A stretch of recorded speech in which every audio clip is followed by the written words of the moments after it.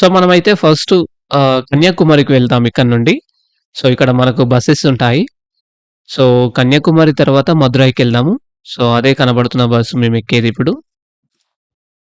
కన్యాకుమారికొచ్చేసాము. వచ్చేసిన తర్వాత ఒక హోటల్‌లో మేము రూమ్ తీసేసుకున్నాము. సో, మేమైతే రీచ్ అయిన తర్వాత పడుకొని ఎర్లీ మార్నింగ్ 6:30 కల్లా మేము సన్‌రైజ్ చూడడానికి స్టార్ట్ అయ్యాము. సో, ఇక్కడ కన్యాకుమారిలో స్పెషాలిటీ ఏంటంటే, ఇక్కడ సన్‌రైజ్ అనేది చాలా స్పెషాలిటీ అండ్ సన్‌సెట్ కూడా. సో, రీజన్ ఏంటంటే, ఇక్కడ 3 సముద్రాలు గూడా ఒకే చోట కలుస్తాయి. అరేబియా సముద్రం, బంగాళాఖాతం అండ్ హిందూ మహాసముద్రం. సో, ఈ 3 సముద్రాల మీద ఆ సన్‌రైజ్ అనేది పడడం వల్ల ఇక్కడేంటంటే ఒక కలర్ అనేది స్ప్రెడ్ అవుతుంది. Like orange, purple, red and gold colour. ఈ 3 కలర్‌లు గూడా మనకు ఒక మంచి అనుభూతినిస్తాయి మనకిక్కడ. సో, మీరు గనక ఇక్కడ విజిట్ చేస్తే ఎర్లీ మార్నింగ్ మీరు సన్‌రైజ్‌ని అండ్ సన్‌సెట్‌ని గూడా చూడండి. సో, సన్‌రైజ్‌కి, సన్‌సెట్‌కి ఇది పాసిబిలిటీ ఉంది ఇక్కడ. సో, ఇప్పుడైతే మనము బోర్డింగ్ చేస్తాము. సో, ఇక్కడేంటంటే పడవలో నుంచి సముద్రం మధ్యలో ఉన్న అమ్మవారి టెంపుల్ దగ్గరికెళ్తాము. అదేంటంటే కన్యాకుమారి అమ్మవారి టెంపులు. సో, ఇక్కడ కనబడే వాళ్ళందరూ గూడా సన్‌రైజ్‌ని చూడ్డానికొచ్చిన వాళ్ళే. సో, కొందరు వచ్చేసి ఇప్పుడు క్యూలో నిలబడుతున్నారు. ఎందుకంటే, ఇప్పుడు బోర్డింగ్ చేయడానికి. సో, ఇక్కడికి చాలామంది ఫారెన్స్ గూడా వస్తూ ఉంటారు. సో, టికెట్ అయితే అందరూ తీసుకుంటున్నారు. క్యూలో నిలబడ్డారు. ఇక్కడ పడవల నుంచి టెంపుల్‌కెళ్ళాలి అనుకుంటే టికెట్ వచ్చేసి రూ. 150 ఈచ్ పర్సన్. సో, ఆన్‌లైన్‌లో గూడా బుక్ చేసుకోవచ్చనుకుంటా టికెట్సు. సో, చాలా రష్ ఉండే. మేమున్నప్పుడైతే ఎర్లీ మార్నింగ్ ఎవరు లేకుండే. సో, కొంచెం కొంచెంగా చాలామంది జనాలొచ్చేసారు. సో, ఇలా కూర్చుంటూ వెళ్ళాల్సొస్తది. ఎందుకంటే చాలా లాంగ్ డిస్టెన్స్ ఉంది. ఇంచుమించు ఒక హాఫ్ కిలోమీటర్ ఉంటది. మనం పడవ వరకు వెళ్ళాలనుకుంటే. సో, వీళ్ళెందుకు పరిగెత్తుతున్నారు అంటే, అక్కడ లైఫ్ జాకెట్స్ ఉంటాయి. సో, ఒక పడవ మాత్రమే ఉంది గదా అక్కడ.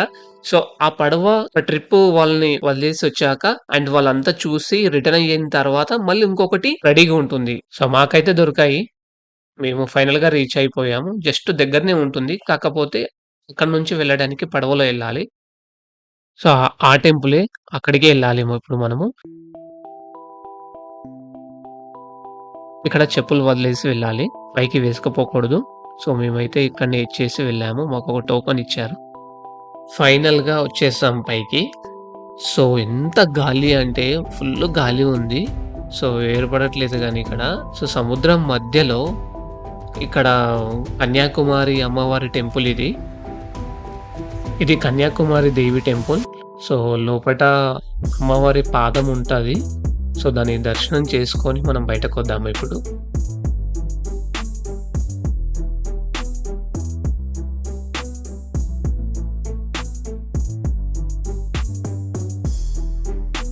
ఇదే అమ్మవారి పాదం. సో, ఇక్కడ ఫోన్స్ అయితే అలౌడ్ లేదు. బట్ మెల్లగా తీశాను. సో, టెంపుల్ మొత్తం స్టోన్‌తో కట్టారనుకుంటా. చాలా బావుంది అసలు.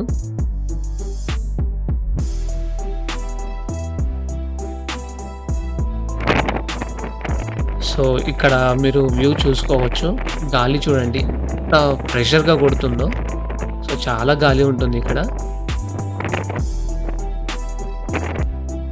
స్కూల్ పిల్లలు గూడా ఇలా టూరేసుకొని వచ్చినట్టున్నారు. సో, అప్పుడెప్పుడో నా చిన్నప్పుడు 10థ్ క్లాస్‌లో మా స్కూల్‌లో గూడా ఇలాంటి ఆఫరొచ్చేది. బట్ అనవసరంగా చాలా సార్లు వదులుకున్నా నేను. ఇలాంటి ఎంజాయ్‌మెంట్ ఉంటదని ముందే తెలిస్తే పక్కాగా ఇంట్లో గొడవ చేసి వచ్చేసేవాడిని. ఎక్కువగా మా తమ్ముడిని పంపించేవాడు మా నాన్న అయితే. సో, నన్నైతే పెద్దగా తిప్పేవాళ్ళు గాదు. అండ్ నేను ఫోర్స్ గూడా పెట్టేవాడిని గాదు. అంత ఇంట్రెస్ట్ ఉండకపోతుండే వెళ్ళాలని. ఎందుకంటే నాకు క్రికెట్ అంటే చాలా ఇష్టం ఉంటుండే. చిన్నప్పుడు చాలా ఆడేవాళ్ళము. సో, అలా ఆ క్రికెట్ మాయలో పడి నేను ఎటు వెళ్ళేవాడిని కాదు. ఈ టెంపుల్ వచ్చేసి వివేకానంద స్వామి గుర్తుగా ఇది కట్టారు. సో, లోపట ఆయన విగ్రహం ఉంటుంది. సో, చాలా బావుంటుంది. బట్ ఫోటోస్ తీయకూడదంట. బట్ స్టిల్ తీసా. ఏం చేస్తాం? ఇంత దూరం వచ్చాం గదా!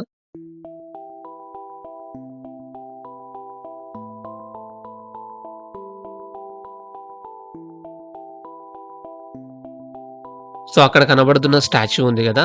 అదొచ్చేసి తిరువులూరు అనే ఒక కవి స్టాచ్యూ అది. అతనేంటంటే తమిళనాడులో ఒక గొప్ప కవి.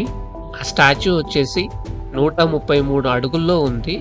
సో, అది దేనికి రిప్రజెంట్ చేస్తుందంటే, ఆయన రాసిన 133 చాప్టర్‌లకి రిప్రజెంట్ చేస్తుంది. సో, అంతే కాకుండా ఆ స్టాచ్యూ పైన సన్‌రైజ్ అండ్ సన్‌సెట్ పడుతుంది. సో, దానివల్ల ఆ విగ్రహం అనేది కంప్లీట్‌గా గోల్డ్ కలర్‌లో కనబడుతుంది. అది ఒక స్పెషాలిటీ. ఇంకొకటి, ఆ స్టాచ్యూ దగ్గరికెళ్ళాలనుకుంటే గ్లాస్ బ్రిడ్జ్ కట్టారు ఇప్పుడు కొత్తగా. సో, అక్కడి నుంచి మీరు ఆ స్టాచ్యూ దగ్గరికి వెళ్ళొచ్చు.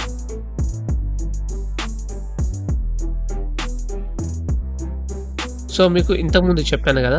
3 సముద్రాలు ఒక దగ్గర కలుస్తాయని. ఇదిగో ఇక్కడే. అరేబియా సముద్రం, బంగాళాఖాతం అండ్ హిందూ మహాసముద్రం. ఈ 3 గూడా ఇక్కడ కలుస్తాయి. చూడండి ఎలా అలలు ఒకటికొకటి ఢీకొంటున్నాయో.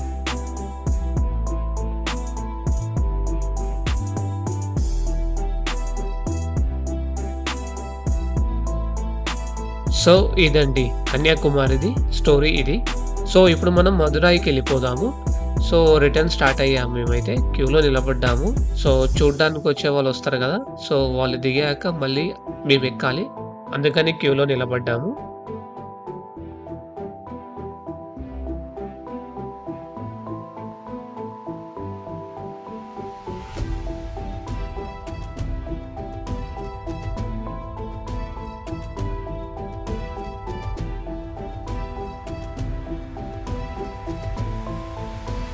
కరెక్ట్‌గా మా దగ్గరకొచ్చేసరికి ఆపేసాడు. Bad luck. సో, వాళ్ళని దింపేసి అది మళ్ళీ ఇంకా వేరే టీమ్‌ని ఎక్కించుకొనొస్తది. సో, ఆలోపు వెనకాల పడవొస్తుంది గదా! సో, దాంట్లో మేమెళ్తామన్నట్టు. అదే వచ్చేది. సో, దాంట్లోనే మనం ఇప్పుడెళ్ళేది. ఇప్పుడు పరిగెత్తి, పరిగెత్తి, పరిగెత్తి ఆ లైఫ్ జాకెట్స్‌ని తీసుకోవాలి. సో, ఎవరికైతే దొరుకుతదో వాళ్ళే ఎక్కాలి. వచ్చేవాళ్ళు ఆల్రెడీ ఒక టీమొస్తుంది. వాళ్ళు దిగంగానే మేమెక్కాలి.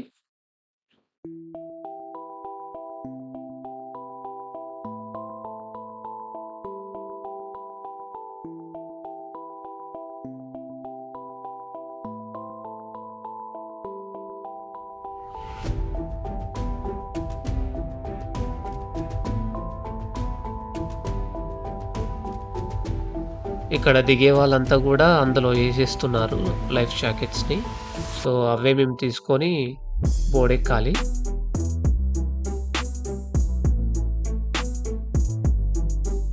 సో, మొత్తానికైతే వదిలాడు.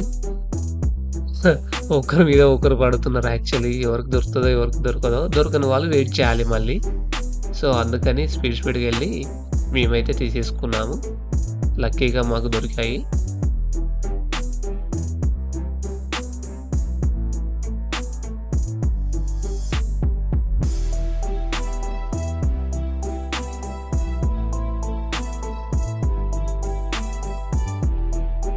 కన్యాకుమారిలో ఈ ప్లేసెస్ మాత్రమే చూసానండి. మాకంత టైం లేకుండే. సో, ఇప్పుడు మదురాయికెళ్ళిపోదాము. సో, మనకు కన్యాకుమారి రైల్వే స్టేషన్ నుండి మనకు మదురాయికి ట్రైనుంది. ఈ స్టేషన్‌ల నుండి starting train and ending train గూడా ఇక్కడి నుండే. సో, దీని నుంచి ముందుకి ఇంకా వేరే స్టేషన్ ఏముండదు. సో, మేము అనుకున్నట్టుగానే త్వరగా వచ్చేసింది ట్రైను. సో, ఒక 10 మినిట్స్‌లో స్టార్ట్ అయిపోయాము.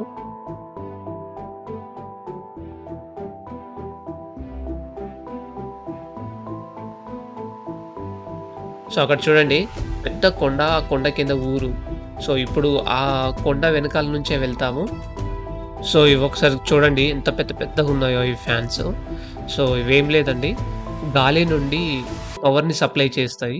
సో, ఇవి కొన్ని మూవీస్‌లో చూస్తాం కదా! సో, నేను ఫస్ట్ టైమ్ రియలిస్టిక్‌గా చూసాను. సో, పక్కన ట్రైన్ పోతూ ఉంటే జుప్, జుప్ ఇలా సౌండ్ రావడంతో మస్తనిపించిందసలు. ఫైనల్లీ మదురైకి రీచ్ అయిపోయాము. సో, ఇక్కడ చాలా మంది జనాలున్నారు. స్టేషన్ అయితే చాలా నచ్చింది నాకు. చాలా క్లీన్‌గా ఉంది. అండ్ ఇక్కడ నుంచి మనం ఆటోకెళ్ళాలి. సో, నియర్ బై టెంపుల్ దగ్గరికే మనం వచ్చేసాము. సో, ఇక్కడ చూసుకున్నట్టయితే ఈ టెంపుల్ పక్కనే ఒక హోటల్‌లో రూమ్ తీసుకున్నాము. సో, చూడండి నైట్‌లో అయితే ఒక్కరు గూడా లేరు అసలు. మార్నింగ్ చాలా రష్ ఉంటదంట. సో, చూడాలి ఎలా ఉంటుందో ఎక్స్‌పీరియన్స్. సో, రూమ్ నుండి ఫ్రెష్ అప్ అయ్యి బయటకొచ్చేసాము తినడానికి. సో, ఇక్కడ గూడా మేము పరోటా అండ్ పులిహోర తిన్నాము. సో, మళ్ళీ రిటర్న్ రూమ్‌కెళ్ళిపోయాము. సో, రూమ్ పైనుంచి చూస్తే సో, టెంపుల్ చాలా బాగొచ్చింది వ్యూ అనేది. సో, ఆఫ్‌కోర్స్ డ్రోన్‌తో తీస్తే ఇంకా చాలా బావుంటుంది. సో, ఇవే 4 గోపురాలు.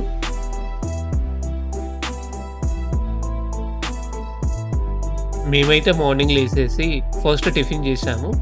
సో, గుడిలోకి ఎంటర్ అయ్యామంటే చాలా టైం పడుతుందంట బయటకి రావడం. సో, అంత పెద్ద ప్లేస్ అంట అది. సో, 14 ఎకర్స్‌లో గుడిని కట్టారంట. సో, లోపటికైతే మాకు ఫోన్స్ అసలు అలౌడ్ చేయలేదు. బట్ స్టిల్ నేనొక ఫోన్‌ని దాచిపెట్టుకుంటూ వెళ్ళాను లోపటికి. సో, లోపట ఎక్కడ కూడా వీడియోస్ తీయనీయలేదు. సో, అతి కష్టం మీద ఒక 2, 3 ఫోటోస్ మాత్రమే తీయగలిగాను.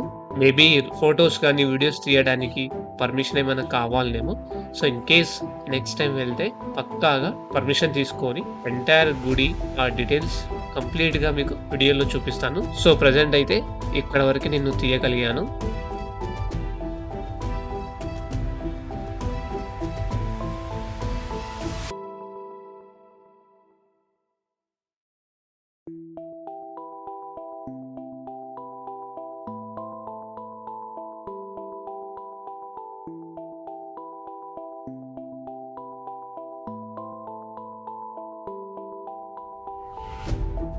సో, మొత్తానికి మదురై గూడా అయిపోయింది. ఇంకా నెక్స్ట్ ఏంటి? ఇంటికెళ్ళిపోవడం. సో, మదురై స్టేషన్ నుండి మనకి కాచిగూడ వరకు ట్రైన్ ఉంది. సో, ఇంకొక హాఫ్ అన్ అవర్‌లో ఇక్కడ నుంచి మనము కాచిగూడకి బయలుదేరుతున్నాం. సో, ఇప్పటి వరకు మనము కంప్లీట్‌గా రామ్ సేతు నుండి కన్యాకుమారి అండ్ మదురై ఇవన్నీ తిరిగేసొచ్చాము. సో, నెక్స్ట్ టైమ్ ఏదైనా ప్లాన్ చేస్తే పక్కాగా కెమెరా పట్టుకొని మంచి మంచి విజువల్స్‌ని నేను మీకు పక్కాగా చూపిస్తాను. ఇదే ట్రైన్ ఇప్పుడు మనం ఎక్కాల్సింది.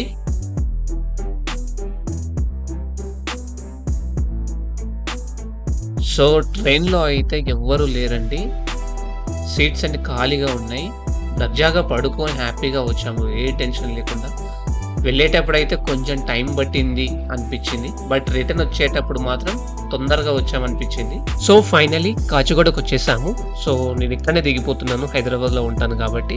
ఈ వీడియో చూస్తున్న అందరికీ థాంక్ యూ సో మచ్ అండి. ప్లీజ్ సపోర్ట్ చేయండి. ఇంకా వీడియోస్ చేస్తూ ఉంటాను.